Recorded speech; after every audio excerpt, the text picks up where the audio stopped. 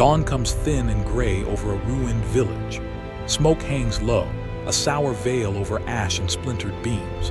A church bell cracked gives a stubborn, lonely note. In the car-trutted lane, a barefoot boy clutches a crust of bread as hooves drum past, iron striking mud, mud striking cloth, cloth clinging to skin. Men with the king's badge ride hard, faces set like stone, while behind a hedge, their rivals whisper prayers and check their bowstrings. England is tearing itself in two, and the tear is not clean. Mothers hush children.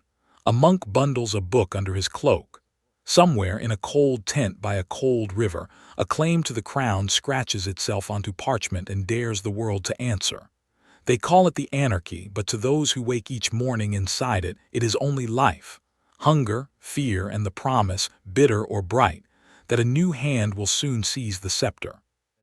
Out of this smoke a name takes root, a sprig of yellow broom fixed in a knight's cap, a jest turned banner, a banner turned destiny, Plantagenet. The sound of it moves like a rumor through the fields. The boy lifts his head. Far away the bell stops. In the silence a dynasty inhales.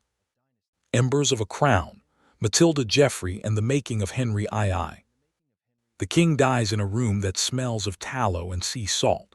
Henry I, iron in his name and appetite in his blood, drifts into silence while a servant pinches the wick of one candle and nurses another to life. Outside the tide drags the shingle. Inside quills scratch final instructions that will not hold. Men bow, murmur assent, and already measure the distance to London. Oaths have been sworn to his daughter, Empress Matilda, oaths tight as knots in wet rope, but men know rope can be cut.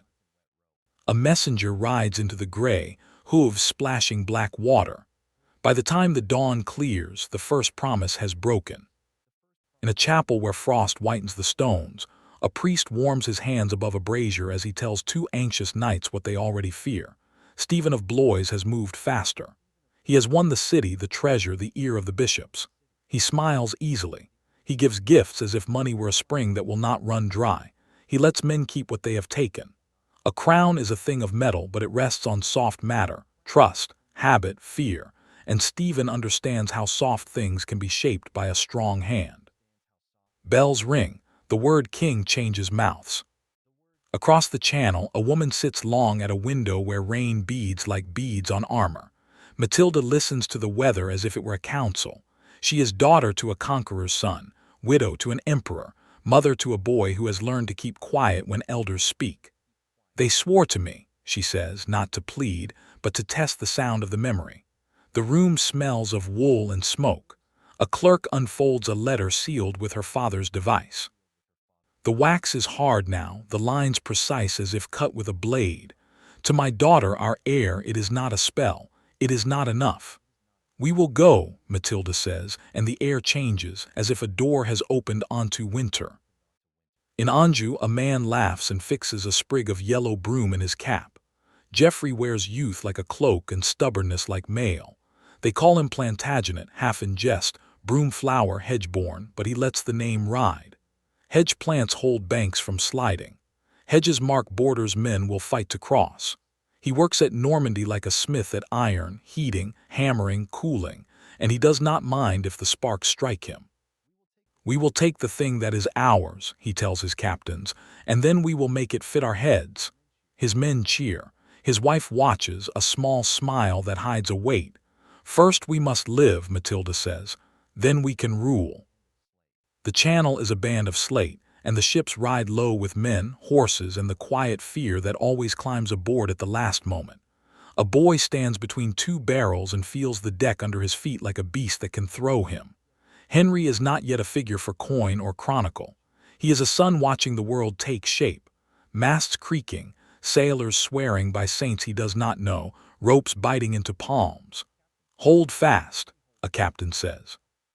Henry holds fast to the rail, to the edge of the sky, to the thought that his mother's eyes never flinch. At night the sea makes a slow, hard music against the hull, and he counts the strokes like prayer. They land in a country cross-hatched by fear. The lanes are ruts, the manors wear scaffolds of smoke. Each market has two prices, the one in coin and the one in courage. Stephen rides with smiles and favor, Matilda moves with messages and memory. At Bristol, in stone that keeps the cold like a secret, she gathers lords whose faces are lit more by fire than by loyalty. "You swore," she says again, and the word does not tremble. An old earl clears his throat and looks at the flame. "We swore," he answers, "and the winter was not so harsh then." The room listens for fury and finds only resolve. "Then let us be warmer," Matilda says, and he. Our captains begin to draw lines on waxed boards. A clerk copies the Lady of the English in a careful hand. Titles are armor when steel is scarce. The boy Henry reads the words aloud, tracing each letter with a breath. He watches men kneel to his mother, kiss her hand, and weigh the risk like millers weighing flour. "Do they love us?" he asks a knight, and the man laughs, not unkindly. "They love the world where they can live," he says. "Make that world, and they will call it love." Henry repeats the sentence until it fits his mouth. Winter presses its thumb on the land. In the city of Lincoln, the snow takes prints and does not yield them back. Men in Stephen's livery eat quickly, the grease cooling on their fingers before they can wipe it away. Matilda's allies gather like crows on a bare tree, grim, clever, patient.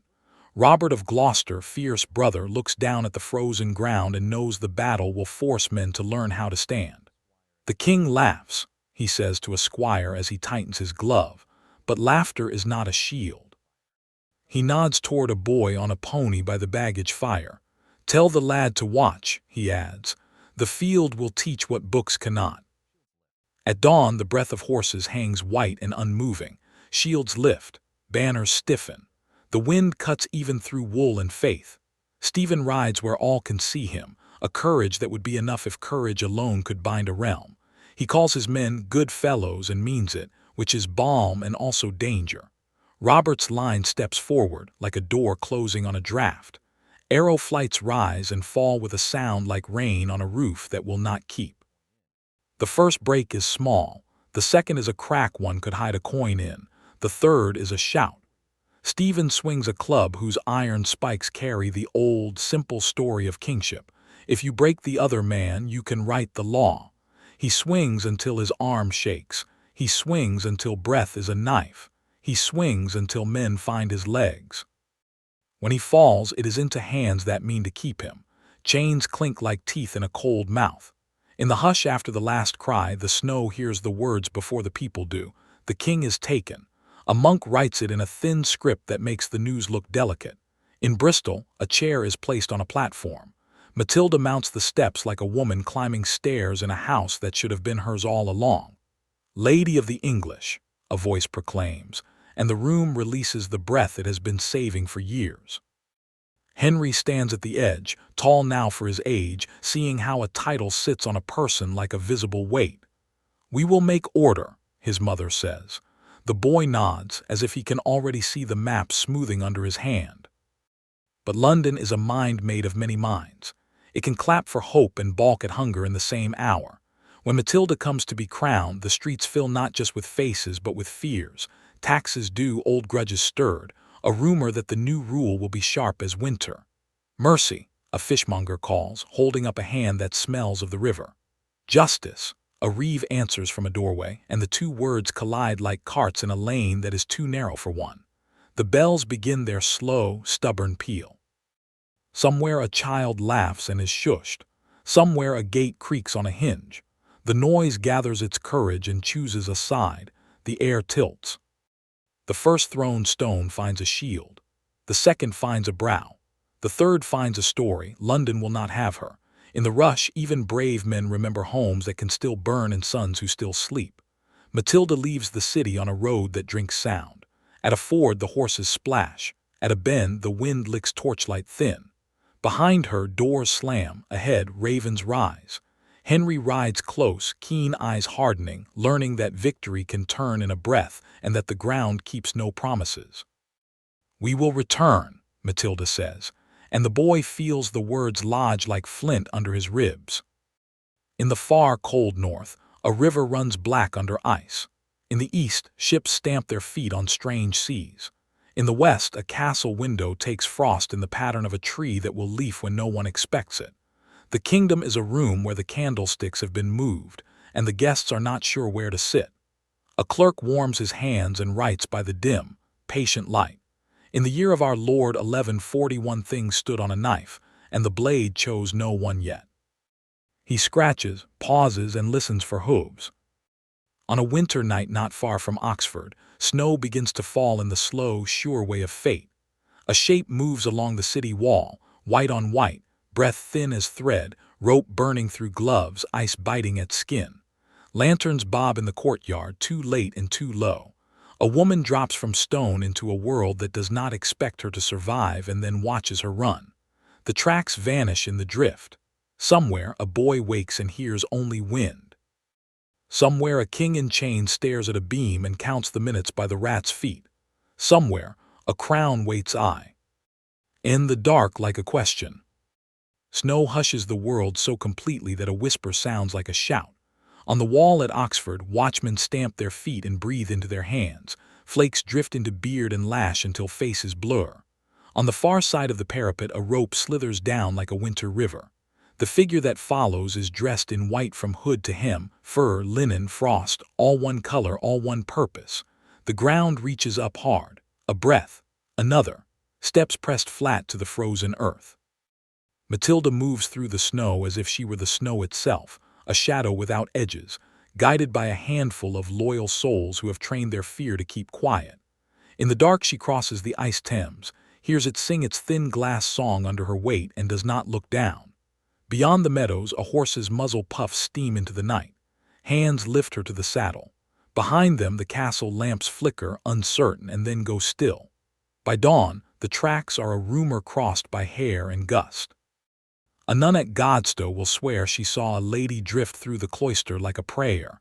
A washerwoman at Abingdon will insist she helped wring river water from a queen's skirts. History will argue over the details. The air remembers only speed. Letters bite like frost. To my Lord of Gloucester she writes with stiff fingers, "We have slipped the noose. Winter hides us. Gather what you can and burn what you must." Robert reads by a poor candle and smiles with one side of his mouth. "Sister," he murmurs again. He turns to his captains. "Winchester," he says. "The church leans, we push." In that city of bells and books, Matilda finds herself between prayers and politics. Bishop Henry, Stephen's brother, has hands that bless and balance. He offers halls and harbourage. He measures the wind. The wind shifts. What begins as a procession grows teeth. The August sun bakes the streets, dust sticks to sweat, the air sours with fear. When the counterattack comes, it comes fast. A rout, not a battle, a swirl of screaming, smoke, and flying banners. The Lady of the English flees in a litter that jolts like a bad dream, her guards hacking space through lanes where yesterday men bowed.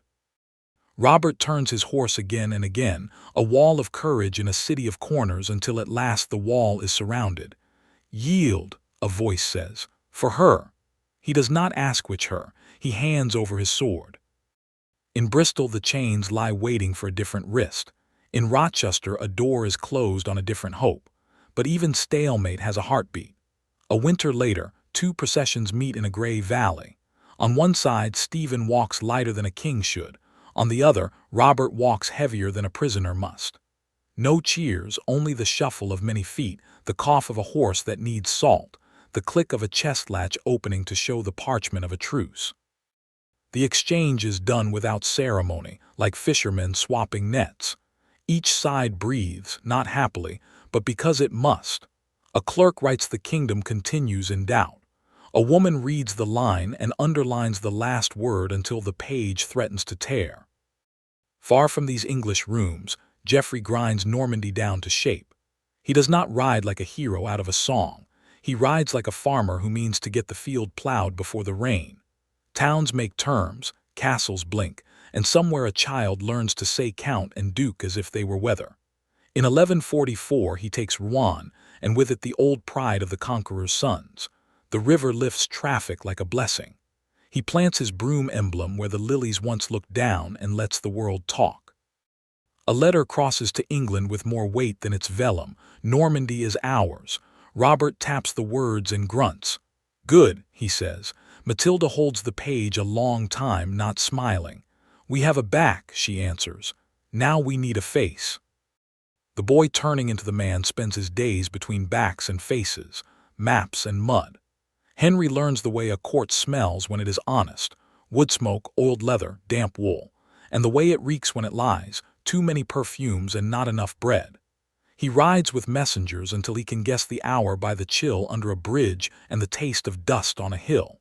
He sits at tables where men who hate each other drink from the same cup, and he watches where they put it down. In the winter of 1147 he crosses to England with a handful of hired blades and a chest light enough to carry, eager to do what stories say young men do. The stories forget the bill.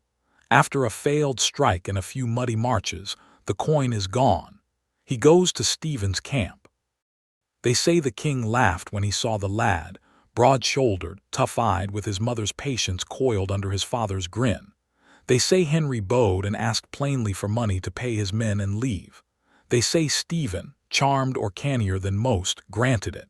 If the tale is polished by years, its shine still fits the grain. A soldier who was there recalled the king's words: better an expensive guest than a cheap enemy. Henry took the purse and for once took the road home, not defeat lesson. He folded the memory like a knife and kept it sharp. That same year, the pillar of Matilda's campaign, Robert of Gloucester, died with his boots off, which is how brave men least wish to go. The room was quiet, the fire sank, messengers waited with the kind of silence that grows heavy. Matilda sat very still. "We will not spend him twice," she said, meaning no rash gesture in his name, meaning a retreat that was not surrender. In a manner near Rouen, she turned her attention to a different work, shaping a son who could do what sword and oath together had not. She taught Henry that ink can travel where steel cannot, that patience is the longest road but the surest bridge, that a realm is not a beast to be broken but a garden to be kept from stones. He listened. He also wrestled his friends, argued with priests, and laughed with the kitchen boys until tears ran. He liked hawks, hard bread, and questions that had only difficult answers. When he swore, it was low and brief. When he promised, he meant it for longer than a season. By the spring, when the pear trees in Anjou threw white blossom like confetti, the map of his future was still a smudge. Normandy was theirs, yes, but England was a coin flipping. Stephen's son, Eustace, paced like a caged flame.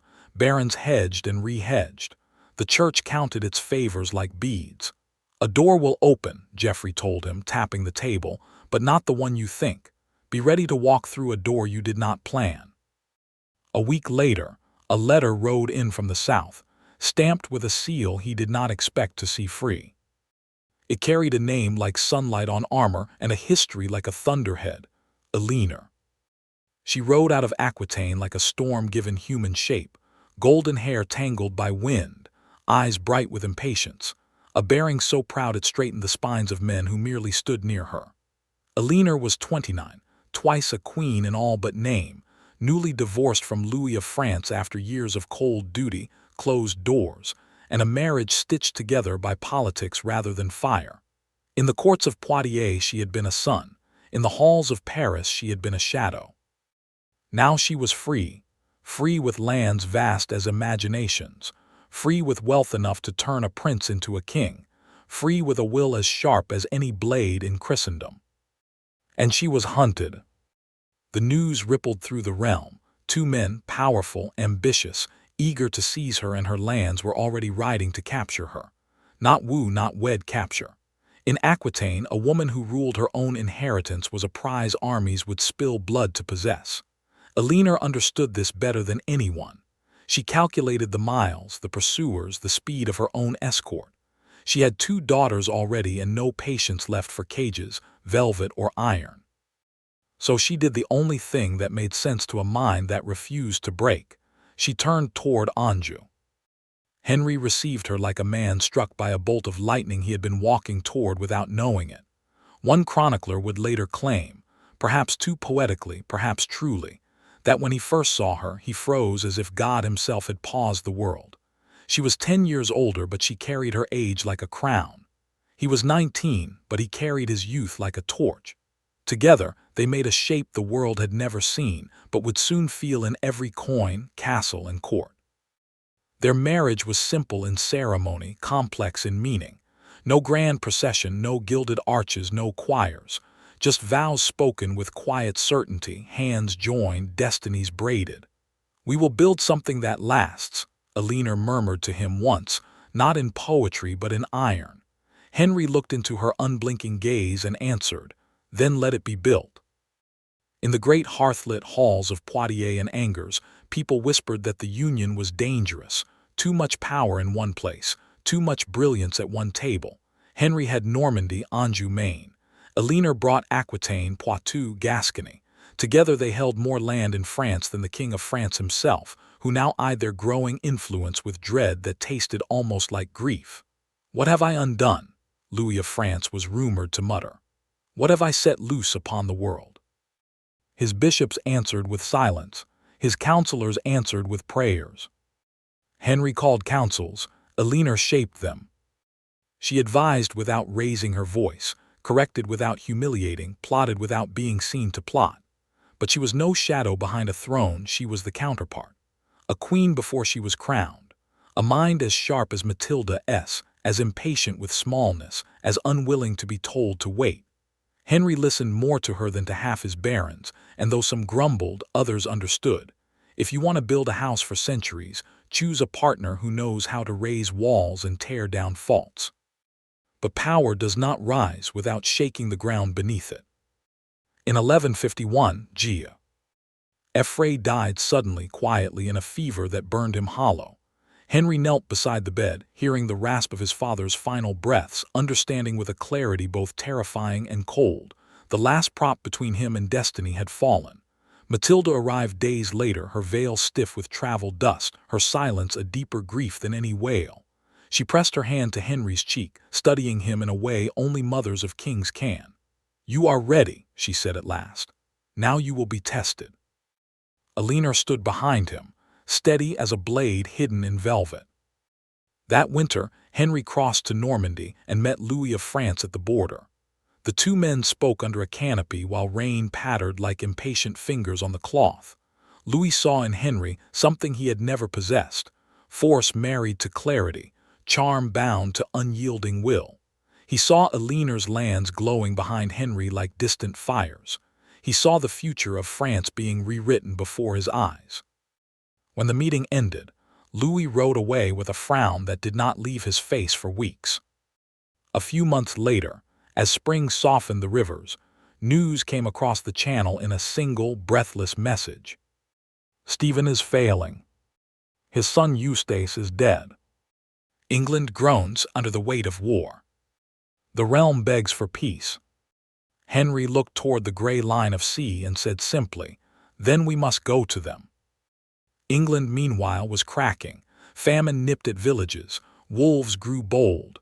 Roads vanished under mud and fear. Chronicles call those years the time when Christ and his saints slept. It was not poetry, it was memory. Stephen was tired, tired beyond politics, tired beyond oaths, tired beyond pride. He had buried his heir, buried his hopes, buried the belief that the realm could be hammered into peace by sheer force of will. Priests whispered that the kingdom was cursed for breaking its promise to Matilda. Soldiers whispered that the land needed a prince who could be everywhere at once. Citizens whispered only to keep breath in their chests. Into this world Henry stepped, not with an army but with momentum. His forces moved like a tide, methodical, relentless, unyielding. Castles capitulated, towns opened gates. Barons who once wavered now saw a different horizon.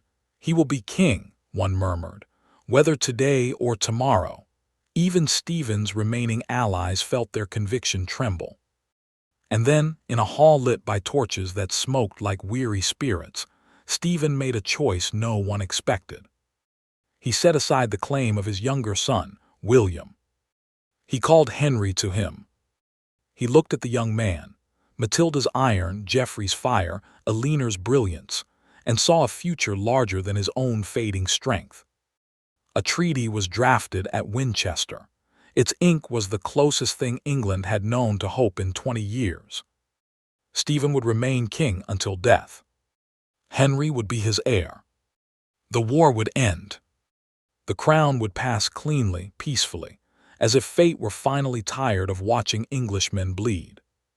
When Henry signed, the quill trembled, not from fear, but from the quiet, electric certainty that the world itself had inhaled. Stephen died the next year. And so, in the winter of 1154, a young man with dust on his boots and storms in his blood crossed once more to England. The Thames rolled black under a pewter sky. Bells tolled. Crowds pressed close, hungry for a monarch who could finally quiet the land. In a chill cathedral where incense tangled with cold air, Henry knelt. A crown, heavy, battered, scarred by a generation of war, was lowered onto his head. Eleanor watched from the shadows, a faint smile curling at the edge of her lips. Matilda, far away, heard the bells and closed her eyes.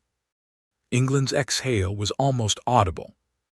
The boy who once clutched a ship's rail, the youth who borrowed money from the man he would replace, the son who absorbed every failure and turned it to steel, he rose as King Henry II. And though the chant filled the church, "Long live the King," Henry felt something colder, deeper, wiser settling over him. A crown does not end a storm. A crown becomes the storm. He lifted his gaze toward the vaulted ceiling, toward the dim arches disappearing into incense haze, and in that moment the Plantagenet dynasty stepped fully into its long, relentless stride. Outside, the winter wind coiled like a whisper around the stones. What you have built, others will try to break. What you inherit, others will claim. What you begin, the world will remember. Lion and Quill, Law Becket and the road to Magna Carta. The crown settles on Henry's head, but he is not a man made for stillness. He rises from his coronation like a soldier leaving a meal half finished, already thinking of the next march. The church is barely cleared of incense before he is asking for maps, for rolls, for the tally of what has been broken and what must be rebuilt. England, after years of civil war, lies before him like a house ransacked by quarreling brothers, doors kicked in, hinges torn, chests rifled. Beams cracked.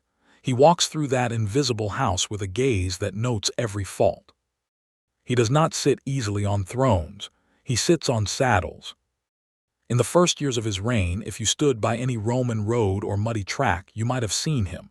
Short, broad-shouldered, cloak flapping, hair already thinning, spurs caked with the dust of 3 counties in a single day.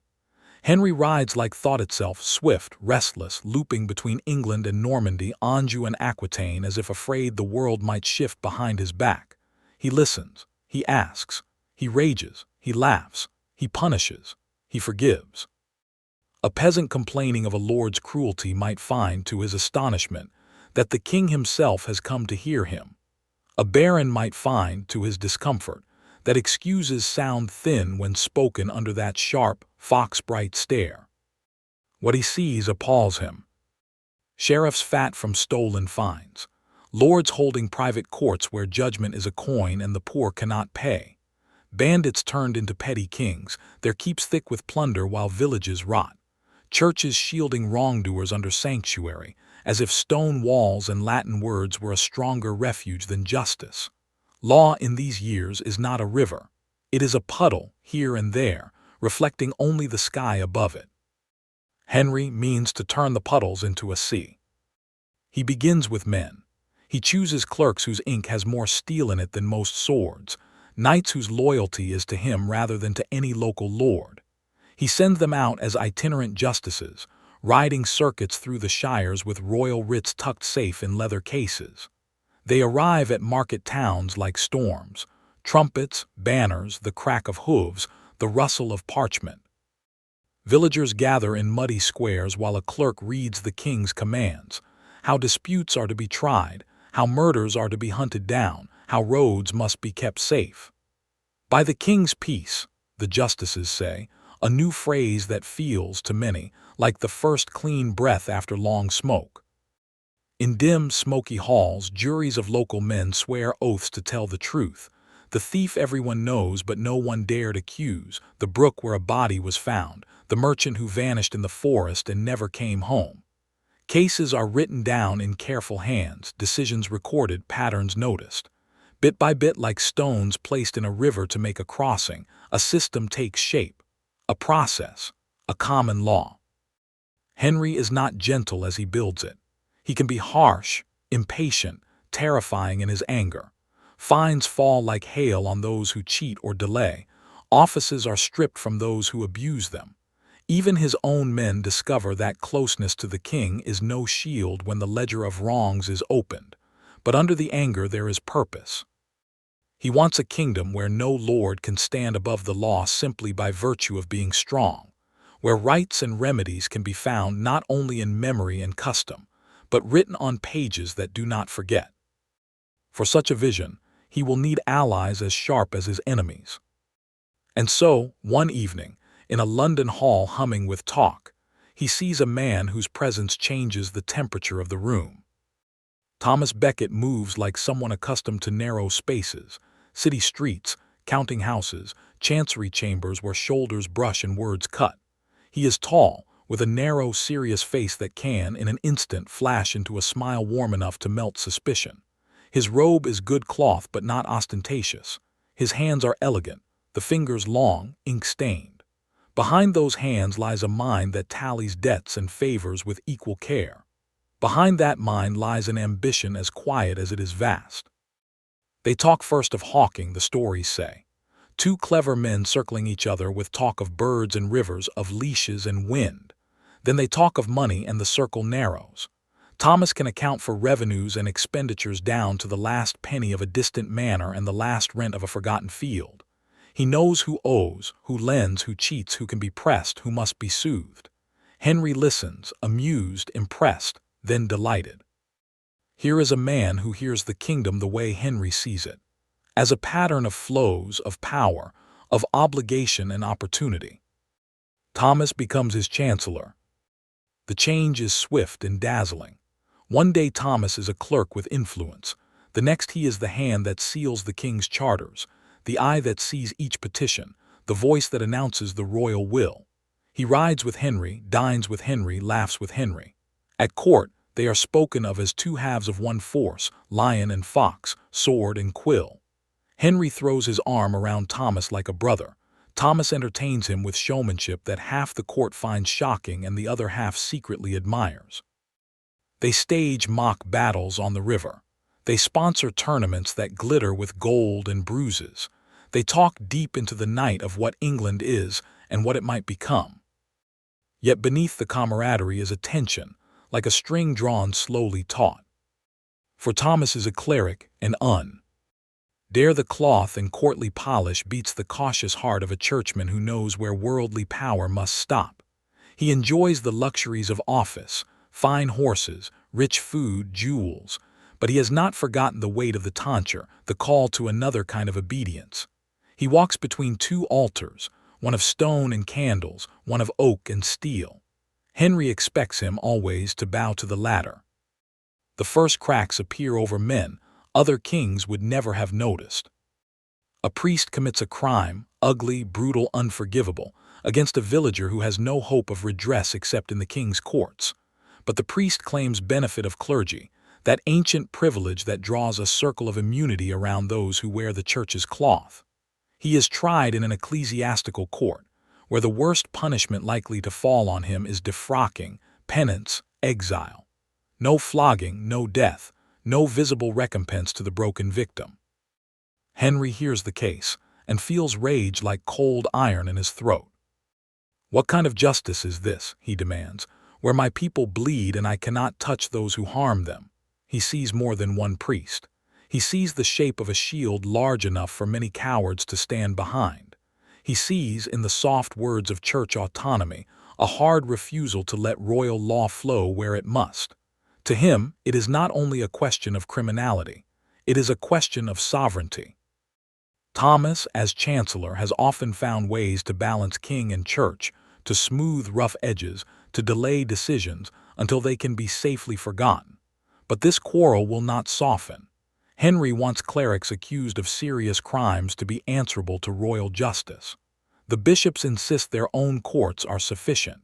The debate breaks across councils and synods, in Latin phrases and clenched English fists. Then, in 1162, the Archbishop of Canterbury dies.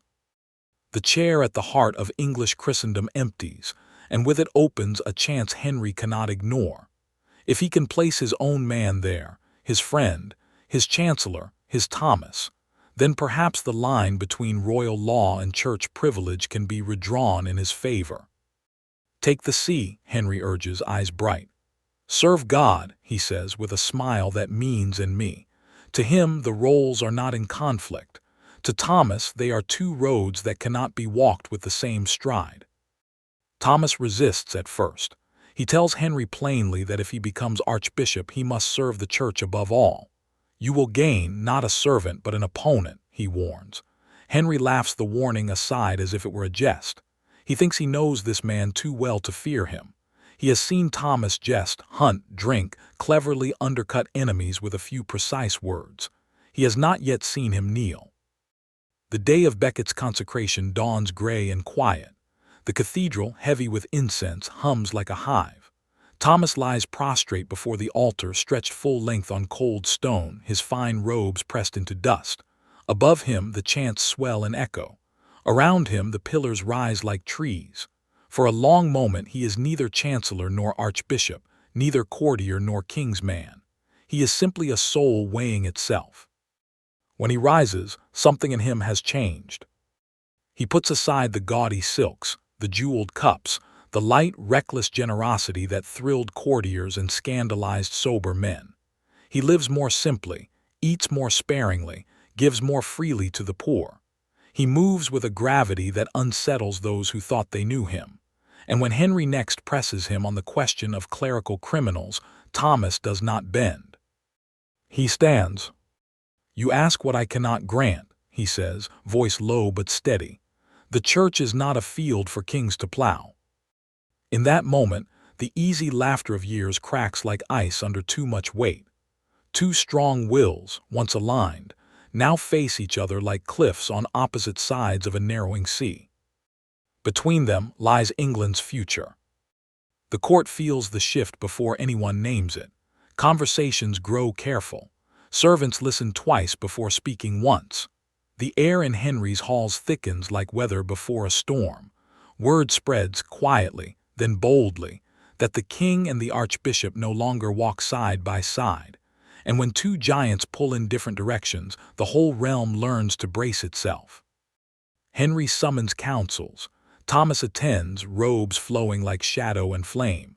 The question is always the same: who rules the kingdom? Who commands the law, kings or bishops, crowns or crosses?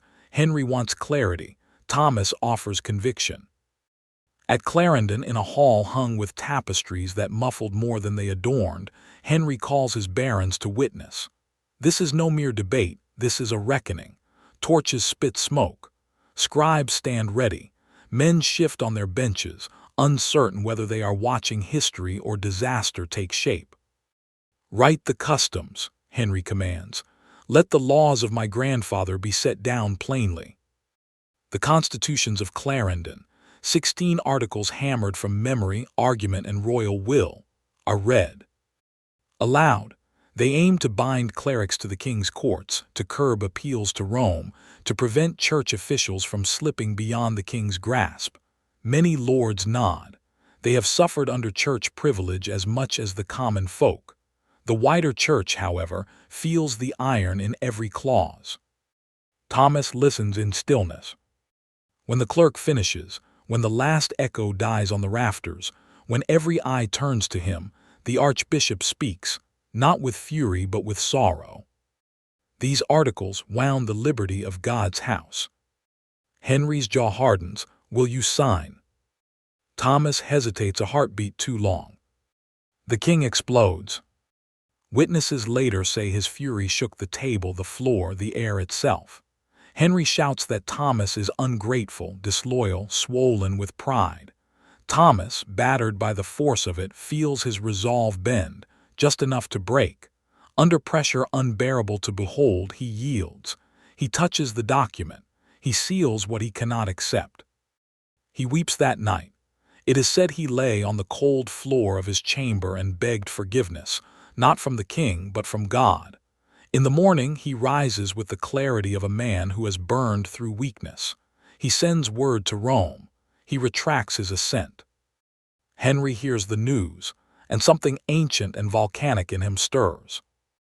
The break is complete. The exile. The months that follow unravel like a thread left too close to flame. Henry strikes first. He strips Thomas's lands, hunts for his supporters, unleashes charges of corruption and debt. Thomas, surrounded by enemies in what was once his own kingdom, flees in disguise. A monk's robe, a brooch hidden under coarse fabric, a hood pulled low. Rain slaps his face as he rides for the coast.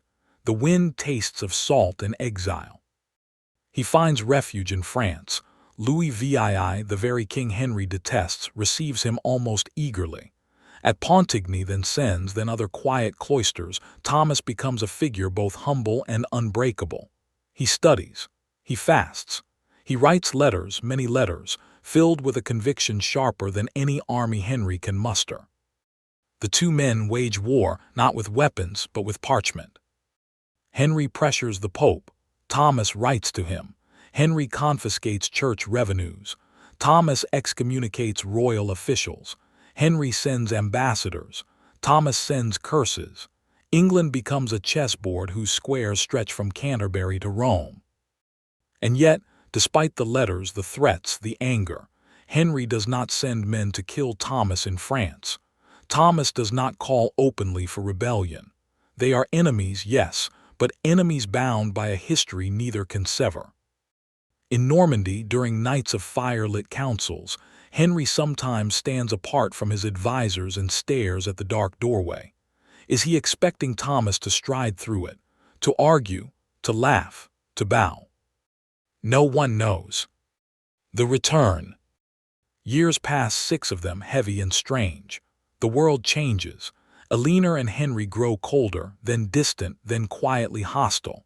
Their sons grow bold, hungry, restless. The kingdom strains under the widening cracks in its ruling family. Then comes a fragile thaw. The Pope, weary of the feud, urges reconciliation. Louis presses. Advisors on both sides whisper that enough blood has been spilled in words. So, in 1170, on a road near Fateful surrounded by fields trembling with heat, Henry and Thomas meet again. Eyewitnesses say Thomas approached first, his face both hopeful and wary. Henry, seeing him, felt old warmth stir, like embers kicked beneath ash. "My Lord King," Thomas said softly. "My Lord Archbishop," Henry replied. They spoke quietly, away from the eager ears of courtiers. No one knows the exact words. Some say Henry promised friendship. Others say Thomas pledged moderation. A few swear Henry embraced him. More claim the king only nodded. Whatever passed between them, Thomas believed it enough. He prepared to return to England at last. Villages turned out to see him pass, some cheering, some wary. On the road to Canterbury, bells rang from towers where ivy clung like memories. Children ran beside his horse. Priests kissed his hands. Old women pressed rosaries into his palms. To many, he was a hero returning from a holy exile. To others, a storm returning to break. And then Thomas excommunicated 3 bishops the very next day. News flew across the channel like an arrow. Henry was in Normandy when he heard. The room chilled. The courtiers froze. The king's face, already lined with years of battle, rule, and disappointment, darkened as though a cloud had crossed the sun. "He will leave me no peace," Henry muttered. The words came faster, sharper, hotter. "Will no one rid me of this troublesome priest?" They were not a command, but they were enough. 4 knights rose. Men who had eaten at the king's table, ridden in his service, dreamed of his favor. They bowed, perhaps too quickly, and left the hall before anyone could ask their purpose. Their horses carried them through wind and spray toward England. Toward Canterbury. Toward the final, irrevocable moment. The Order in the cathedral. It is late afternoon on December 29, 1170. The sky hangs low. The stones of Canterbury Cathedral sweat cold. Thomas kneels in prayer, cloak trailing behind him, when the knights burst through the cloister. Their mail clatters like iron rain. Their swords strike sparks from the flagstones. Where is Thomas Becket, traitor to the king? The monks try to bar the doors, but Thomas pushes past them. His voice is steady, solemn, resigned. I am here, I am no traitor. The knights advance. Thomas does not step back. I am ready to die, he says, and for my Lord's name I am willing. The first blow glances off his shoulder. The second splits the crown of his head. The third drives him to his knees. The fourth scatters his brains across the cold cathedral floor. A fifth blow breaks the sword on stone. Silence follows, a silence so deep that even the candles seem to hold their breath. Blood spreads across the floor in a dark, widening pool. A monk dips a cloth into it, tears streaming down his face. The knights back away, breathing hard, staring at what they have done. Outside, bells toll, a sound torn between horror and prophecy. Thomas Becket is dead, and all of Europe hears it. The storm after. Henry locks himself in his chamber when the news reaches him. Witnesses say he rips off his cloak, collapses to the floor, and weeps until servants dare not enter. Whether it is grief or guilt or a storm of both, no one can say. But one thing is certain. The king did not order the murder. Yet the king made it possible. Europe erupts, the Pope thunders, bishops protest, common folk murmur that the archbishop was a martyr. And Henry, who has fought wars, bent barons, broken rebellions, must now face the one foe he cannot intimidate, conscience. He does not sleep. He does not eat. He orders no retaliation. He sends no soldiers. Instead, he walks barefoot into Canterbury Cathedral months later, robe torn, feet bleeding, body trembling. He kneels where Thomas died. He accepts the lashes of monks, each stroke echoing through the vaulted stone like thunder. It is penance. It is theater. It is transformation. By the time he rises, Henry has become something new, a king humbled by the very institution he sought to command. The church strengthened. The crown chastened. The balance shifted. And from that shift, from the struggle between crown and conscience, authority and justice, there begins a thread that future kings will pull, unravel, and reweave. A thread that will wind its way to a meadow by the Thames, where a document waits to be written. A document called Magna Carta. The document does not spring up in a single moment like a sword pulled from a stone. It grows out of years, decades of strain between rulers and ruled, of bargains made and broken, of promises whispered and shouted and then forgotten. Thomas Becket's blood sinks into cathedral stone, but the question that killed him does not. How far may a king reach? Who may say no to power? Henry lives on, but he is never quite the same. He still rides, still plans, still lashes out when thwarted. Yet something quieter sits behind his eyes, like a shadow of that day at Canterbury. The law he has built continues to knit the country together, even as his own family begins to tear it apart. For if Henry has brought order to the courts, he has not brought peace to his own house. He has 3 surviving sons who matter to this story: Henry the young king, Richard, and John, and each carries a fragment of their father's soul without the whole. Henry the young king glitters. Handsome, generous, beloved in the tourney fields, he is crowned in his father's lifetime as a gesture of strength and continuity.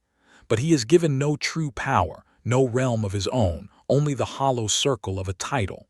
Glory without substance curdles. Where Henry II is tireless, the young king is restless. He grows hungry not for duty, but for what he believes is owed. Richard, tall and fierce, inherits a leaner's pride and Aquitaine's wild heart. He loves battle the way some men love music. His sword sings. His temper burns. He respects his father, but he does not fear him as much as he should. John, the youngest, watches from doorways and corners. He is clever, sharp, quick to notice slights, lightning fast to calculate advantage. Henry dotes on him in small ways, calling him John Lackland half in jest, half in prophecy, son without a proper inheritance, child of gaps and promises. Eleanor, their mother, sees all this and more. She sees herself aging beside a man who no longer truly listens to her. She sees sons who might be kings used as counters in their father's endless game of territory and control. She sees the Europe beyond their borders, shifting, tilting, waiting. The rebellion, when it comes, is less a thunderclap than a series of sparks that reach dry tinder at last. The young king, frustrated and flattered by French courtiers, turns against his father. Richard and Geoffrey join him.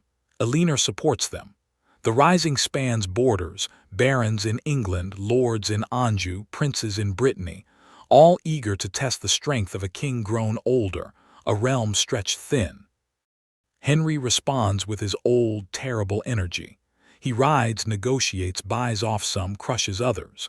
Villages burn, castles fall, sons are outmaneuvered and forced to kneel. The rebellion fails, but it costs more than treasure. The young king dies of disease in a foreign field, far from his father's forgiveness. On his deathbed, he asks for Henry's pardon and a cloak to be laid over his body as alms. When Henry hears of it, something inside him cracks. He weeps, not as a king, but as a man who has outlived his own mistakes. Richard and John survive, but the pattern is set. Richard will one day succeed him as Richard I, Lionheart, a king whose legend outstrips his time in England. He will fight in the Holy Land, clash with Saladin, be captured and ransomed, fill songs and tapestries with his courage. Yet he will leave behind an empty treasury and a brother ill-suited to heal the wounds of cost. John will inherit not only the crown, but every grievance and fissure that has spread under the Plantagenet name. When Henry dies in 1189, worn down by wars against his sons and enemies alike, he dies betrayed, John's name among those listed as rebels. The old king turns his face to the wall, and the dynasty he forged moves into its next, darker. Richard burns bright and brief. His victories abroad cannot pay for themselves. Taxes rise, debts deepen. England becomes less a homeland than a chest from which to draw coin and men. When Richard dies from a crossbow wound at a minor siege in 1199, the realm mourns the warrior more than the ruler. Then John takes the throne. He is no lion. He is something leaner, more anxious, more dangerous in corridors than on fields. He inherits a kingdom loaded with expectation, empty of money, and ringed by watchful rivals. He loses Normandy to the King of France in a series of blunders and miscalculations that wound the pride of every Norman-descended baron in England. Lands once held by right of conquest are gone. Men who called themselves lords of two shores find themselves stranded on one. Distrust thickens. John squeezes his realm like a man wringing water from cloth already half dry. He exacts scutage, money paid instead of military service, again and again. He sells offices, delays justice, punishes enemies with a cruelty that surprises even those hardened by Plantagenet tempers. He quarrels with the Pope over the appointment of an archbishop and finds his entire kingdom placed under interdict, bells silenced, sacraments halted, burials made without blessing. The land feels spiritually starved. Whispers gather in the halls of the great. He is not his father. He is not his brother. He is not fit. Barons who once endured Henry's rages because they respected his vision now endure John's tantrums with clenched teeth. Merchants, crushed by levies, begin to dream of relief. Even minor knights, tugged back and forth by royal demands, wonder if the king understands the cost of his needs. The last straw is war. In 1214, John gambles on a grand alliance to reclaim his lost lands in France. Allies assemble, banners wave, prayers are said. Then, at Bouvines, the whole effort collapses. The French king triumphs. John's hopes sink in mud and blood he will never see but must pay for. When he returns to England, his authority is cracked. The barons move. They ride under arms, not to overthrow the monarchy, but to bind it, to force it, as they see it, back into the channels of law. They are not revolutionaries in the modern sense. They are men who believe in kings, but not in kings who act as if law itself is theirs to swallow. They gather in arms and confront John. Their demands are collected in a draft, a list, a scroll, a set of promises forced from royal lips by necessity and steel. John stalls, protests, wriggles. He cannot fight them all. The church, now reconciled with the crown, presses for peace. Ordinary people watch, ears straining, knowing that whatever happens in these high quarrels will ripple down to their fields and hearths. And so in June of 1215, on a meadow by the river Thames called Runnymede, the king and his barons meet. The day is damp. Mist rises from the water, curling around the guy ropes of tents. Banners stir in a half-hearted breeze. Horses stamp. Men confer in low voices. Scribes flex their cramped fingers. The smell is of wet grass, wax, and nervous sweat. In one great pavilion, John sits, sullen and pale. Around him, his few loyalists murmur advice he barely hears. In another space, the barons stand together, armor creaking, hands never straying far from hilts. Between them lies a sheet of parchment. It is not yet called Magna Carta, the Great Charter. It is simply a list of articles, hammered out over days and nights of argument. It promises, among many other things, that no free man shall be seized, imprisoned, stripped of rights or possessions, exiled or destroyed except by the lawful judgment of his equals or by the law of the land. It commits the king to consult his realm when demanding certain taxes, to respect the freedoms of the church, to acknowledge that even his will must move along tracks laid down in common. John signs, or rather, he affixes his seal, that small circle of authority now pressed against limits. A clerk records the moment. He hears quills scratch, wax drip, murmurs swell. Perhaps he does not realize he is watching a hinge of history. Perhaps he only feels tired and cold. But outside the tent, the air feels different, as if a weight has shifted from one side of the kingdom to another. Magna Carta will be broken, annulled, reissued, reinterpreted, almost lost and slowly sacralized over the centuries. Much of its content is specific to its age: fish weirs, inheritance rules, debts, forests. Yet at its heart glow embers that will never fully go out.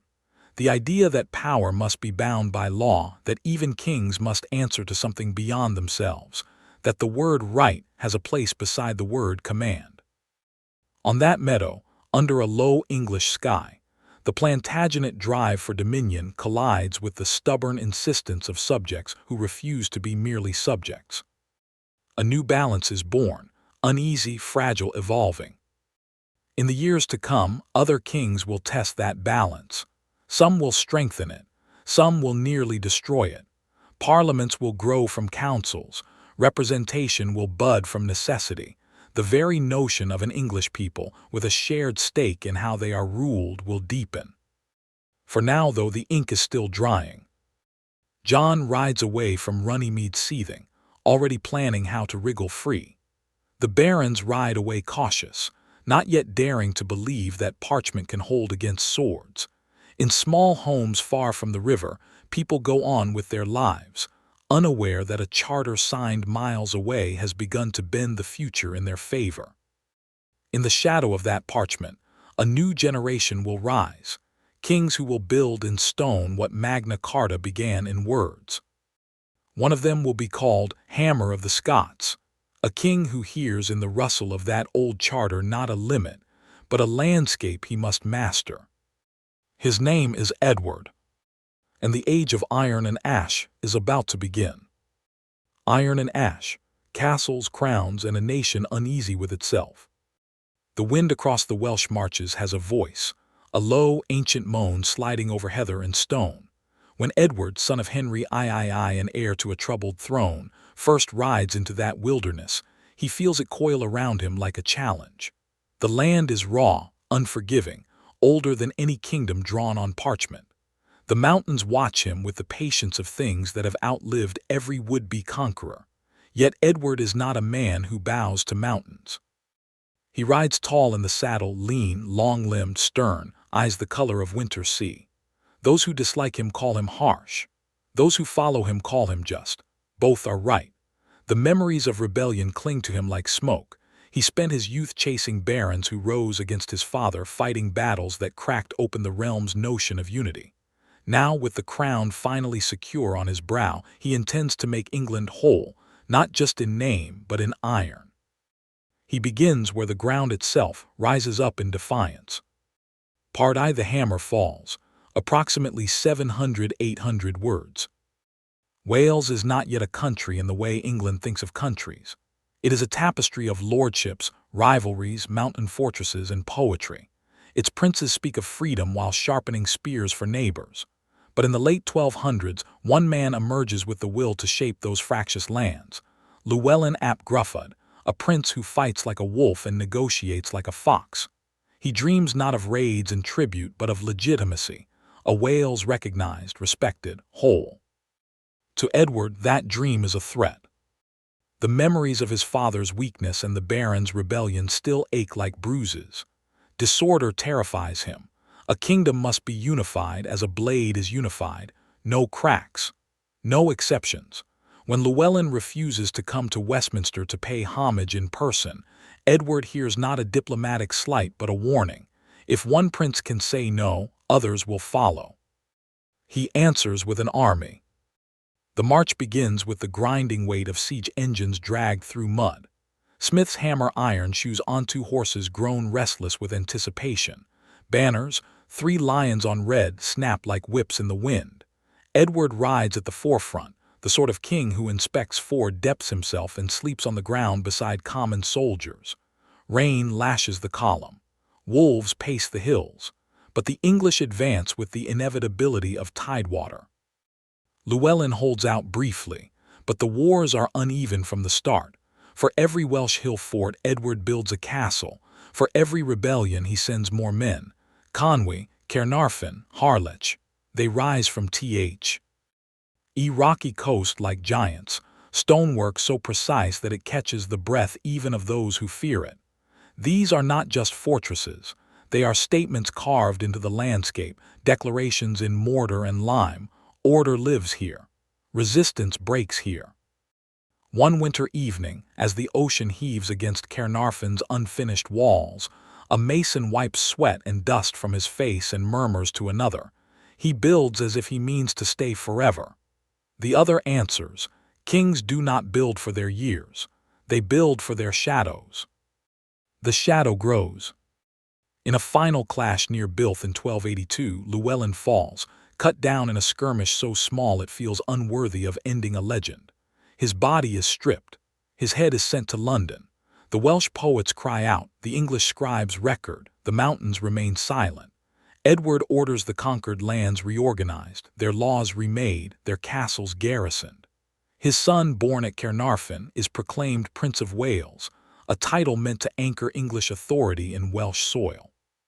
The wind keeps moaning, the mountains keep watching, but Wales bends. And England grows. Yet the more Edward expands, the more he binds himself to the idea that kingship must be absolute, unquestioned, unshared. The notion of consultation, of cooperation with the realm's great men, seems to him a softness that earlier kings could afford, but he cannot. The law is the king's hand.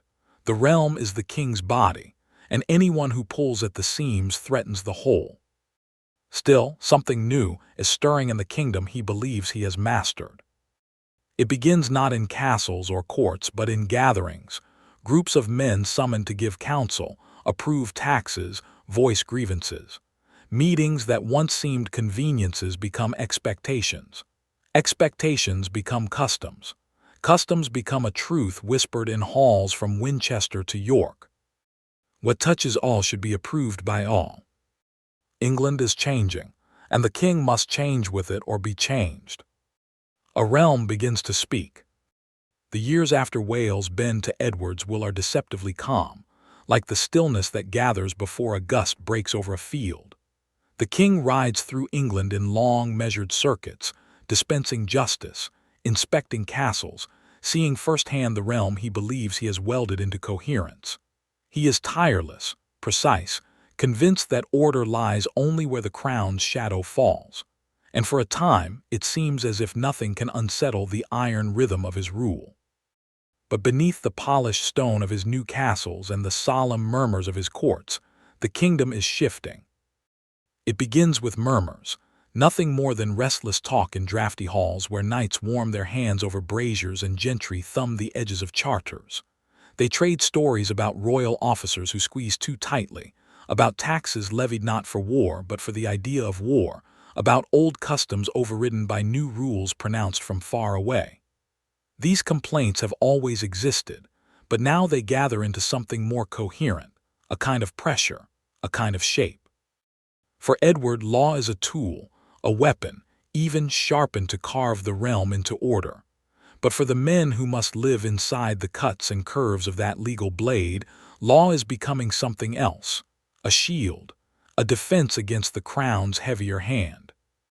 In shire courts, men tell stories of their fathers' days, when kings relied more on persuasion than command. In monasteries, chroniclers note the rising frequency of royal demands. Merchants in London whisper of levies that strangle trade before ships even cast off. Knights complain that they are summoned for service more often than their fathers ever were. Farmers grumble that sheriffs exact fines with a ruthlessness that smells less of justice and more of fear.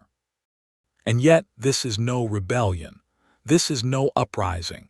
It is something slower, more deliberate, more English. It is a realm beginning to ask questions in the language of counsel. Who speaks for the kingdom? Who bears its burdens? Who decides its fate? Edward hears these murmurs, but he underestimates them. He considers them the natural complaints of the governed, nothing more. He has, after all, conquered Wales. He has faced down rebellious barons. He has ridden at the head of armies and seen foes scatter like leaves from his path. He is, in every corner of his mind, a king cut from the iron cloth of destiny. Yet destiny is not iron. Destiny is clay, shaped as much by those under the crown as by those above it. When Edward calls great councils to approve taxation for a renewed conflict with France, he expects the usual rhythms: nobles grumbling, clergy negotiating, townsmen bowing. But this time they do not bow, they speak, they insist, they demand. What touches all should be approved by all. It becomes the quiet refrain of a kingdom, remembering its voice. And it is at this moment, this fragile, unprecedented moment, that something extraordinary unfolds. Edward invites representatives not just from the nobility and clergy, but from towns and shires, common men, lesser knights, merchants whose hands are ink-stained from ledgers rather than scarred from swords. It is 1295. The model parliament, a gathering unlike any before it. In a vast hall smelling of wax and wool, men from all walks of life sit beneath the timbered roof and feel the air tremble with possibility. The king's advisers read the petitions of towns and boroughs. Barons speak of grievances. Clergy negotiate exemptions. Knights murmur their assent or dissent in a voice that feels newly potent. It is not democracy, not yet, not nearly. But it is representation. It is consultation. It is a seed planted so deeply that it will one day grow into an oak whose branches reshape nations. Edward, standing at the front of the assembly, sees only a tool, another instrument to secure the taxation he needs for war. He does not yet grasp what the realm feels rising around him, that the act of being heard changes the listener, that once a man has spoken at council, he does not easily return to silence. Still, the king's mind is not on politics alone. Far beyond the walls of Westminster, across the cold waters of the Irish Sea, another frontier tests him. Scotland, fractured, proud, leaderless, has become the newest landscape on which he hopes to impose the sharp geometry of his will. And in that northern land, where mists cling to ruined abbeys and hills roll like the backs of ancient beasts, Edward will find an enemy very different from Llewellyn. An enemy whose defiance does not crumble under siege machines. An enemy who rises not from a noble house, but from the soil itself. A man named Wallace. Bannockburn and the Broken Crown. The road into Scotland is not like the road into Wales. It feels older, colder, less forgiving. The forests are darker, the rivers harsher, the hills more like bones than land. Edward rides north with the certainty of a man who has spent his life bending landscapes and peoples to his will, but Scotland is no canvas awaiting the stroke of his brush. It is a land with its own heartbeat, deep and stubborn. Years earlier, when Scottish succession faltered and rival claimants tore at the throne, Edward had been invited to arbitrate. It was meant to be mediation. He made it dominion. The great lords sensed at once what Edward intended, to make Scotland a vassal kingdom, a northern mirror of the control he had asserted in Wales. But where Wales splintered, Scotland only stiffened. Then came William Wallace. A minor knight, a man of no grand pedigree, no ancient bloodline. A man carved not by lineage but by fury and conviction. When English rule tightened like a noose, Wallace answered with fire. His rebellion cut through complacency like a blade through cloth. The victory at Stirling Bridge, where a smaller Scottish force split and crushed a larger English army, sent shockwaves down the length of Britain. Chroniclers wrote of it with a mixture of awe and disbelief. A man the world had never heard of had defied an empire. Edward responded as he always did, relentlessly. His campaign swallowed castles, ravaged lands, ground resistance to ash. Wallace was hunted, captured, dragged to London, executed with a cruelty meant to burn fear into every Scot's heart. But the fire did not go out. It moved. It changed shape. It found another bearer. Robert the Bruce. A lord of complex loyalties, ambition, and iron resolve. When Bruce slew his rival in a church, an act that shocked Europe, his rebellion seemed doomed. Yet he did not break. He retreated into the Highlands, fought like a phantom, struck like thunder. Bit by bit, castle by castle, Scotland began to rise with him.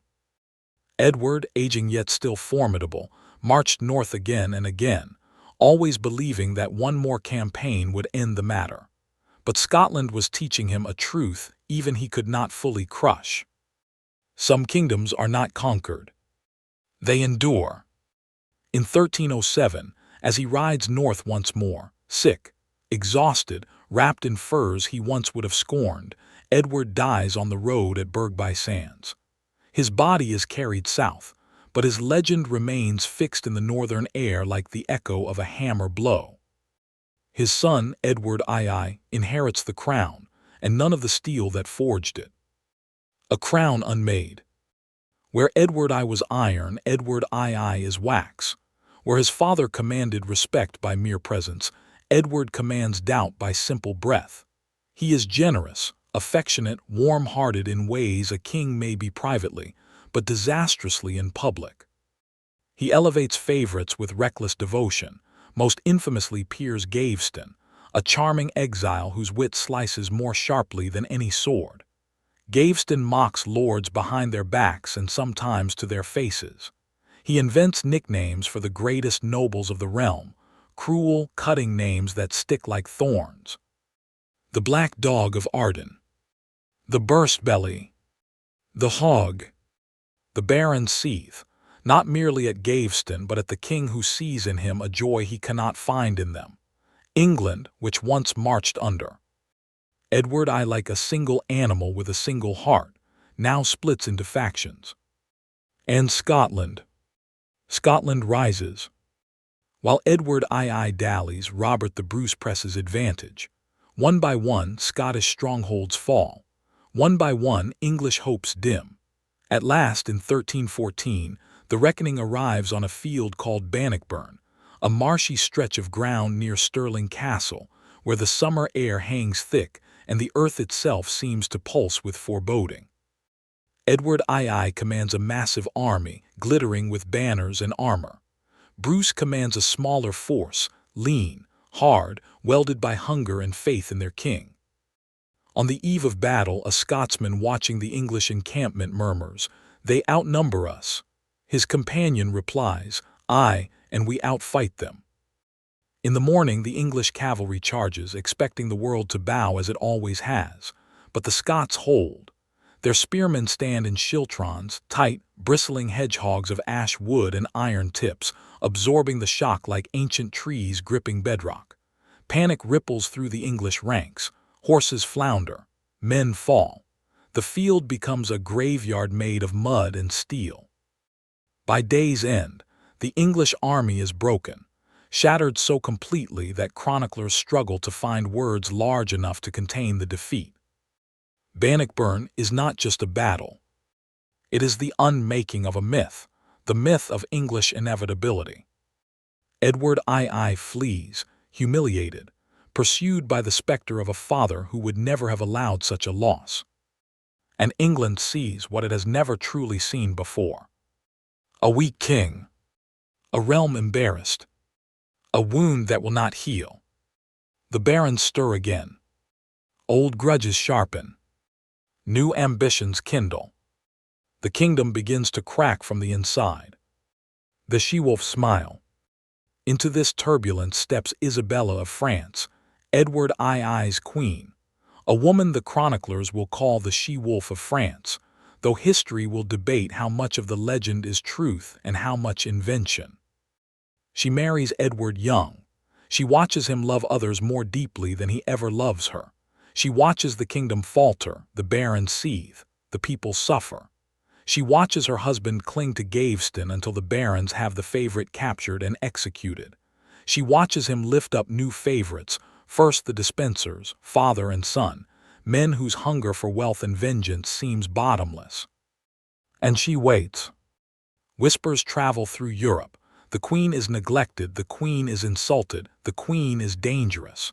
But she plays her role well, calm, dutiful, diplomatic. Until one moment changes her course. Edward sends their son, the young Prince Edward, into her custody during negotiations with France, and then demands the boy be sent back. Isabella refuses. She claims she fears for her son's safety. She claims the Despensers have poisoned the king's judgment. She claims she will not return unless Edward casts them aside. These are not idle claims. They are a shield behind which she gathers allies and an army. At her side stands Roger Mortimer, a baron once imprisoned by the king, now escaped, hardened, brilliant. Their alliance, political, romantic, or both depending on which chronicler one believes, becomes the fulcrum on which England's fate balances. In 1326, they invade.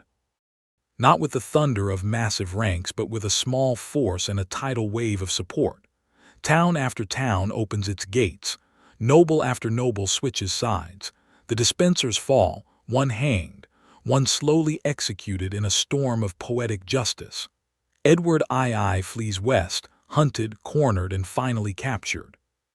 He is deposed, forced to abdicate in favor of his son, now Edward III, 14 years old and wide-eyed before a crown he never expected to wear so soon. Edward II is imprisoned in Berkeley Castle, where the reeds whisper by the river and the air smells of cold stone and damp straw. His death comes quietly, mysteriously, violently, depending on whose account one believes. Some say he was smothered. Some say he wasted away. Some whisper of horrors too brutal to recount. But all agree. A Plantagenet king died without crown or honor, struck down not by enemies abroad, but by storms within his own house. And as Edward III is crowned, young and trembling before the weight of destiny, a single truth hangs in the air. The Plantagenets have survived another fire, but they have not tamed it. Their greatest blaze is yet to come. Iron and ash. The coronation of Edward III should have been a moment of pure renewal, a youth crowned, a nation cleansing itself of weakness, a line restored with fresh promise. But the truth is colder, sharper, more precarious. The boy king stands beneath banners that still smell of smoke from the rebellions of his father's reign. The lords kneel, but their eyes measure. The court cheers, but its applause is uneasy. England has a new monarch, yes, but the kingdom is ruled by two others, Isabella and Mortimer. They call themselves protectors of the realm. Chroniclers whisper usurpers behind shuttered windows. Mortimer sits closer to Isabella than a mere counselor should. His hand rests too often on the hilt of authority. The Dowager Queen moves through court like a seasoned chess player, every gesture a calculation, every kindness a cost, every whisper part of a greater design. Edward III watches from the margins, ink on his fingers from lessons he cannot concentrate on, wonder and resentment tangled in his heart. He sees what the realm sees. Mortimer grows richer. Mortimer grows bolder. Mortimer grows dangerous. Castles change hands at his nod. Lands are gifted with suspicious generosity. Allies of the dispenser regime are punished disproportionately. And when Scotland triumphs at Stanhope Park in 1327, forcing the humiliating Treaty of Edinburgh, Northampton, many English lords spit on the ground, blaming not their boy king, but the woman and man who rule in his name. England is not led, an earl mutters to another, but plundered. Those words circulate through taverns, barracks, abbeys. They coil in Edward III's own mind until they sting like thorns. Each slight he endures, each command issued over him, each counsel he is excluded from, these moments stack like stones in a wall. And behind that wall a new flame grows. He is a king. He will not be a pawn forever. The Night of the Long Shadows. Autumn 1330. Nottingham Castle stands against the wind like a lion crouched in stone. Its tunnels run deep, older than most memory. Its guards pace in lamplight that darkens and brightens with each gust. Edward III is barely 18, young by years, ancient by circumstance. Mortimer holds court above him like a spider in a web he believes eternal. But the young king has found a door the spider has not noticed. A narrow passage. A hidden stair. A handful of loyal knights sworn to secrecy. The hour is late. The torches flicker low. The walls feel close enough to breathe. Edward descends, heart hammering. His companions move with him, grim-faced, armored light, their footfalls hissing over stone. Above them, in a chamber hung with tapestries of stolen peace, Mortimer feasts, unaware that the world is tilting under his feet. The door bursts open. Mortimer leaps to his feet, hand flying to his dagger. Isabella rises more slowly, her face a mask of disbelief and something deeper, something like inevitability. In the king's name, Edward's voice rings, youthful yet unyielding. You are under arrest, Roger Mortimer. Mortimer's outrage collapses into panic. Isabella steps forward, eyes wide, voice trembling, not with fear, but with fury and maternal desperation. Edward, she pleads, do not shame me, do not undo all we have built. The young king's jaw hardens. You built nothing that was yours to claim. The guard sees Mortimer. He struggles, curses, howls. Isabella cries out, her composure fracturing. But the moment has passed, the fate is sealed. Mortimer is taken. Isabella is confined. And Edward, at last, stands fully in the light of his own reign. Mortimer is executed weeks later, hanged ignominiously like a common criminal. Isabella weeps in confinement, her political life ended, her legacy sealed in shadow. And Edward III. He breathes. Truly breathes. For the first time, the crown rests entirely in his own hands. The making of a king. In the years that follow, Edward transforms from uncertain youth to formidable monarch. He moves through battlefields with the calm of a seasoned general. He restores royal authority, repairs alliances, lifts morale. He reads history like a ledger, and he means to write his own in ink no later king can erase. He listens to tales of his grandfather, the hammer of the Scots. He remembers the humiliation scattered through his father's reign. He remembers the sting of exile in his own mother's shadow. From these fragments he forges a new image of kingship, glorious, assertive, righteous in its own self-belief. And as France stirs under a king who doubts Edward's claim to lands once held by Plantagenets, as distant drums beat across the Channel, Edward prepares to make a declaration that will set the world on fire. A claim that will ignite a century. A war that will reshape kingdoms. A conflict born not of grievance alone, but of ambition. The 100 Years' War is coming. And England, newly united under a young king blazing with purpose, marches toward a dawn filled with arrows, firelight, and the thunder of hooves across foreign fields. The Plantagenets have survived storms, rebellions, and uprisings. Now they will seek glory. And somewhere in a Flemish inn, a man with golden hair and a lion's heart, the king's own son, is sharpening the future. The Long War in the Black Wind, Edward III to Richard II. The war does not begin with trumpets, wars rarely do. It begins with a claim etched in pride and wrapped in blood. Edward III, grandson of a French princess, declares that he, not Philip of Valois, has the truer right to the throne of France. Some say he does it out of legal reasoning. Some say he does it out of rage. Some saw why he does it because France shelters his enemies and questions his honor. But the truth, the deep, thrumming truth, is simpler. Edward wants to carve his name into history with a blade no one can ignore. In 1337, embassies flee between courts like startled birds. Heralds shout declarations. Scribes sharpen quills. England tightens its belts, adjusts its armor, burns more candles than daylight can repay. A long shadow begins to stretch eastward toward the plains of France. Edward rides at the head of armies that glitter like hammered gold under the summer sun. His banner, 3 golden lions, whips through wind across the Channel. The men behind him are drawn from every corner of the realm.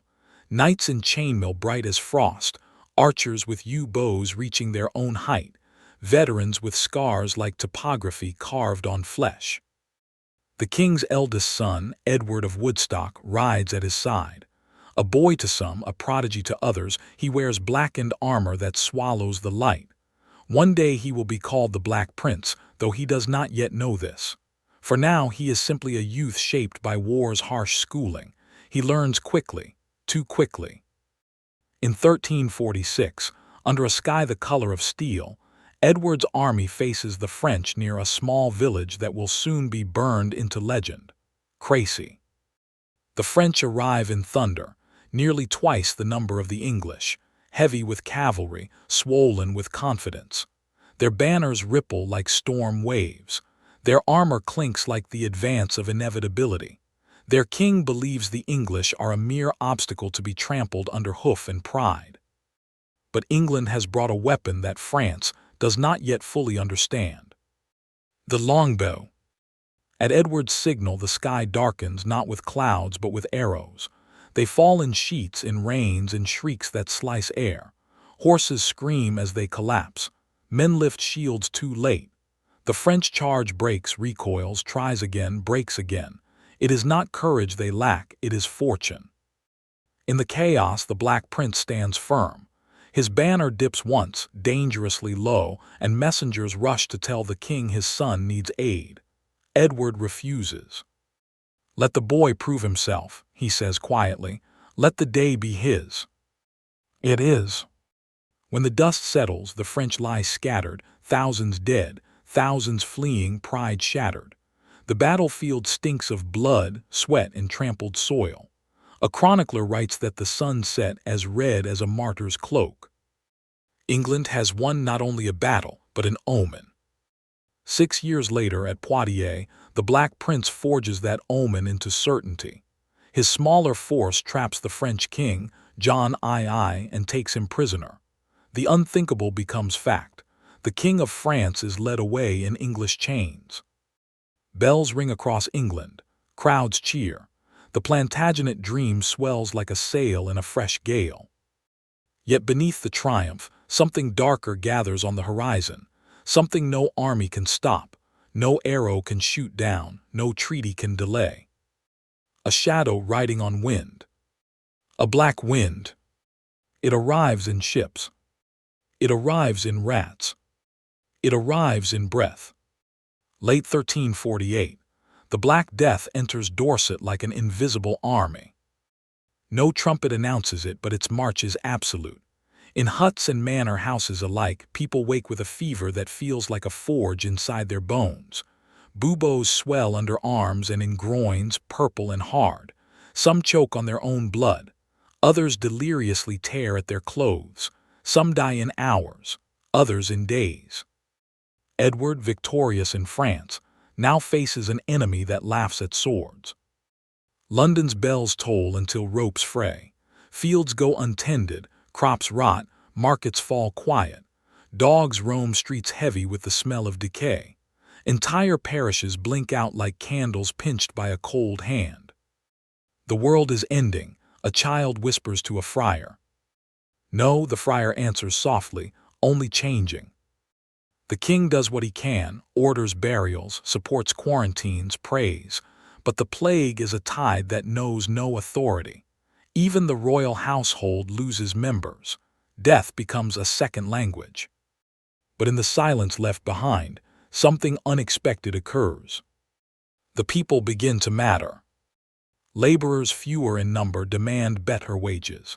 Serfs question the bonds that tie them. Villeins push for rights. Landowners, desperate for hands to plow their fields, concede more than they ever would have dared in earlier years. The pestilence does not only kill, it loosens, it reshapes. England begins to dream of freedoms that had been unthinkable before. Yet with freedom comes fear. With fear comes reaction. With reaction comes revolt.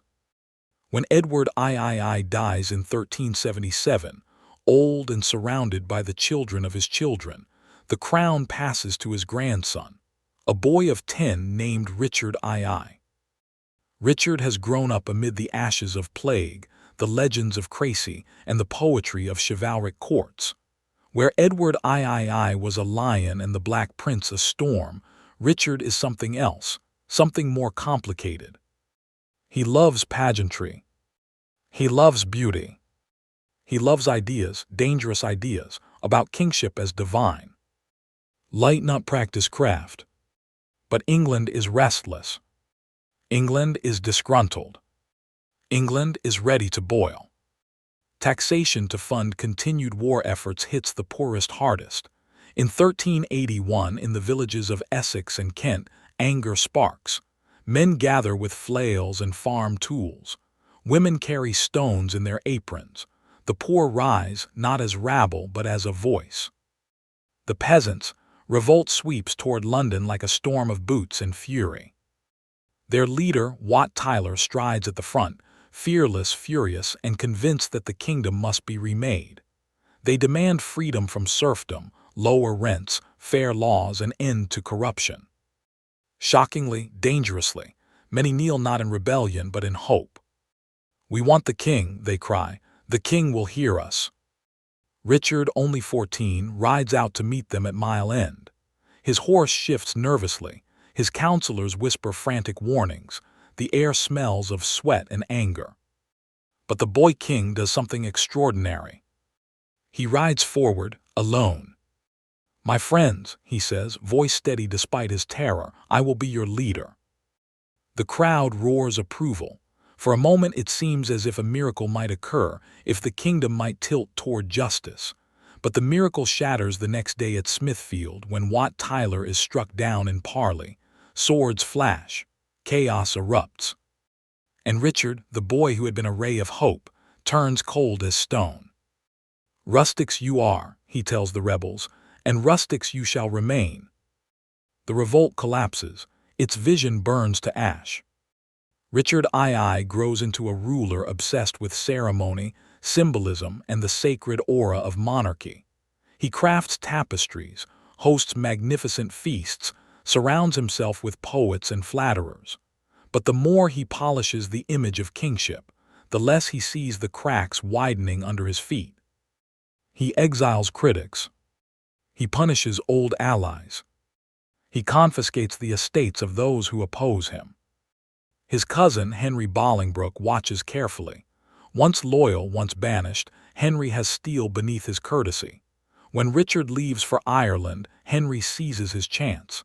He lands in Yorkshire with a small force, expecting resistance. Instead, England welcomes him. When Richard returns, weary and uncertain, he finds the walls closing around him. Bolingbroke captures him, forces him to abdicate, and steps into the hollow his cousin leaves behind. Richard II dies in captivity, starved, perhaps murdered, certainly broken. The Plantagenet line does not die with him, but it splits.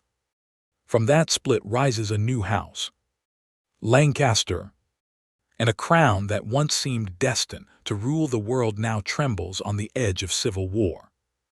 Roses of blood, usurpation, Agincourt, and the last dawn at Bosworth. The hall at Westminster is quiet, too quiet for a place where history has just been broken. Richard II is gone, the last Plantagenet of the main line dethroned by a cousin who once called him friend. In his place stands Henry Bolingbroke, no longer exile, no longer supplicant, but King Henry IV, a man crowned not by seamless succession, but by necessity, ambition, and the fracture of royal bloodlines.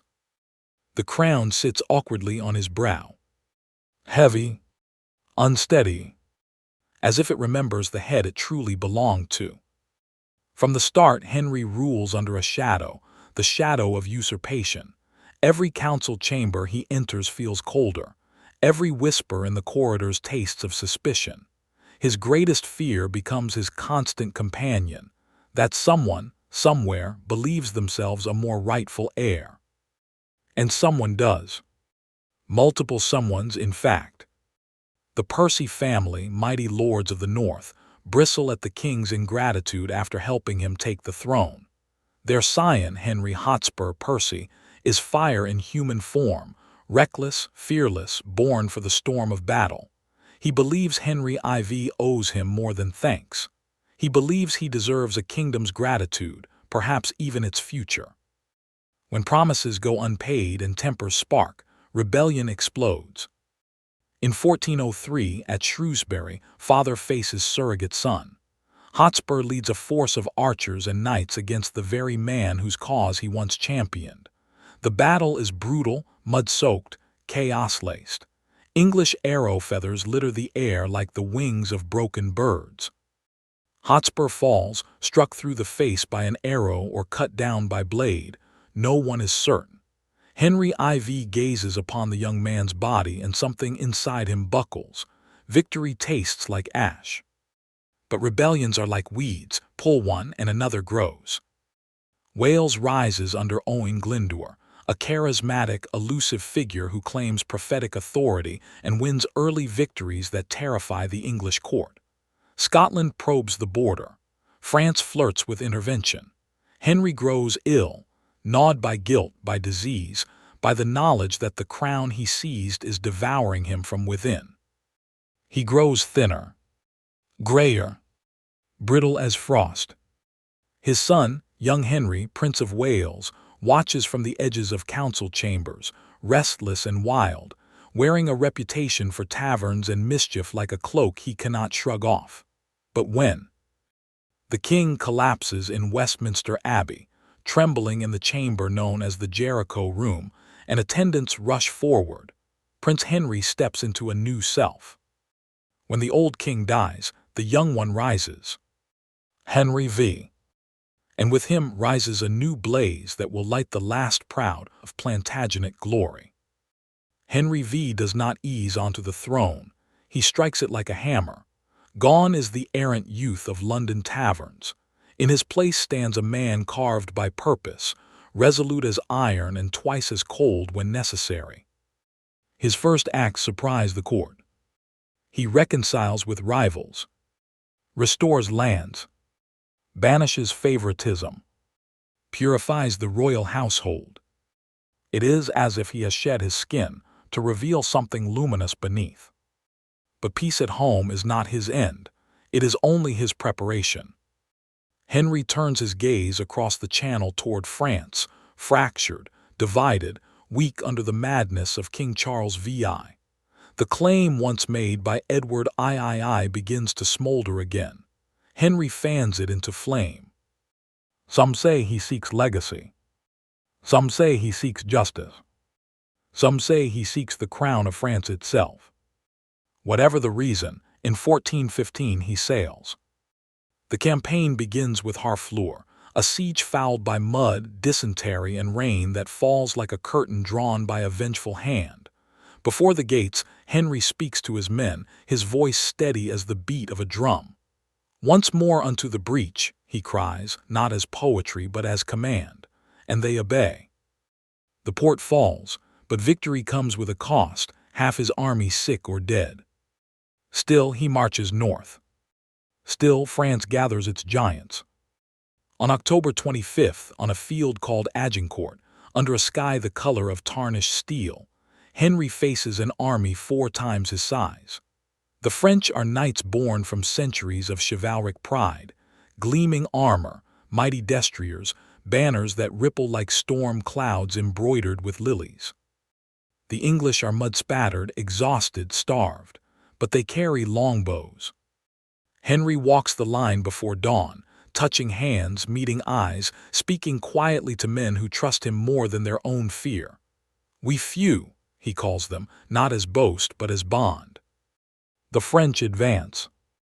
The ground swallows them. Rain has softened the earth into sucking mud, horses flounder, knights sink, arrows fall in relentless curtains. The English advance like a tide rising over drowning rocks. Blood thickens the soil. Swords clash, shields crack, men die buried in the weight of other dying men. Then suddenly silence. The lilies submit to the lions. Agincourt becomes legend before the bodies cool. Henry becomes myth before the ink dries. England rings with the triumph of a king who has bent the world to his will. But glory is short-lived. Henry dies suddenly in 1422, fever-ridden, victorious only in memory. His infant son inherits the crown, not only of England but of France. A child king at the heart of a war, no longer winnable. The tide turns, and the Plantagenets, who once strode across nations like conquering storms, begin to lose their footing. Henry VI grows up surrounded by prayers, not swords. He is gentle, devout, bewildered by conflict, and wholly unprepared for the brutal arithmetic of kingship. Under his watch, France reawakens under Joan of Arc. The English are driven back. The dream of dual monarchy dissolves. The treasury empties. The court fractures into factions, Lancastrians clinging to the king's tenuous sweetness and a rising tide of Yorkists, led by Richard, Duke of York, who believes he can rule better. Henry's mind falters, collapsing into periods of stupor where the world passes him by like a river sliding past a stone. He cannot speak, cannot command, cannot even recognize his own son. Queen Margaret of Anjou takes the reins in his stead, brilliant, fierce, loyal beyond reason, but her strength becomes another fault line. Many fear her, many loathe her, many whisper that her son is not the king at all. All England becomes a whisper, a spark, a fuse. In the corridors of Westminster, someone murmurs a phrase no one has dared speak aloud for generations. The House of Lancaster has lost God's favor. The Wars of the Roses ignite, not a single conflict but a series of brutal reckonings fought in hedgerows, meadows, and market towns. Banners of red rose and white snap in cold wind. Brothers clash. Cousins kill. The blood of England waters its own soil. In 1461, at the Battle of Toten, fought in a blizzard that blinds horses and freezes tears, the Yorkists seize the throne. Edward IV, handsome and bold, becomes king. Henry VI flees, returns, flees again. The land shakes with uncertainty. But Edward IV is no saint. He quarrels with his nobles, marries for love, not politics, alienates allies. His brother Richard of Gloucester watches quietly, learning where the joints of power lie. When Edward dies, leaving young sons, heirs too tender for a world so sharp, Richard moves. He takes guardianship. He takes the council. He takes the throne. Richard III, intelligent, fearless, ruthless, wears the crown. But the prince, his nephews, vanish into the tower. And England shudders. Some whisper he killed them. Some whisper others did. Some whisper truth drowned that summer in a sea of ambition. Richard rules fiercely, reforming laws, leading armies, showing a charisma history often forgets, but mistrust winds around him like smoke. In exile, a young man with Tudor blood and a thin claim to royalty gathers an army. His name is Henry Tudor, and he marches not only for a throne but for an end. Bosworth Field, 1485. A gray morning. A last gamble. Richard charges with legendary fury, crying treason as his banner falls. Henry Tudor stands firm. The Stanleys switch sides. The melee closes around the king like jaws. Richard III dies fighting, horse lost, helm gone, sword high to the last. They find the crown in a thorn bush. They place it on Henry Tudor's head. The Plantagenet sun sets. A new dawn rises, a Tudor dawn. And the dynasty that began in fire and bloom ends in mud and blood beneath a Leicestershire sky. The house of Plantagenet is gone, but its shadows shape England still. The battlefield at Bosworth lies quiet now. The cries have faded. The banners are folded. Only the wind moves, drifting over grass that remembers more than men ever will. Somewhere beneath this same sky, Geoffrey Plantagenet once fixed a broom flower in his cap and laughed at the jest that became a dynasty. Somewhere far to the south, Matilda once crossed a frozen river with death at her heels and a crown in her shadow. In cathedral stone, Thomas Becket's blood still stains the memory of kings. In the hills of Wales, Edward's castles stand like clenched fists. In the Scottish mists, echoes of Bannockburn cling to the earth like dew. At Crecy and Poitiers, phantom arrows still fall. At Agincourt, the mud still trembles with the weight of the lion's charge. And in the tower, two boys whisper across centuries. 9 kings. 2.5 centuries. A tapestry woven from ambition, brilliance, fury, faith, betrayal, iron, ink, and dreams too large to fit within any one lifetime. This was the house of Plantagenet. Not a family but a storm. Not a lineage but a force. Not merely rulers but architects of law, of language, of land, of legend. They forged England with fire and sharpened it with grief. They broke themselves to mend their realm. They built worlds and lost them. They believed crowns were destiny until destiny proved otherwise. And though their line ends on that muddy field beneath a gray August sky, their shadows stretch across the ages. In every courtroom where justice speaks with common voice. In every parliament where counsel tempers power. In every castle that crowns a hill.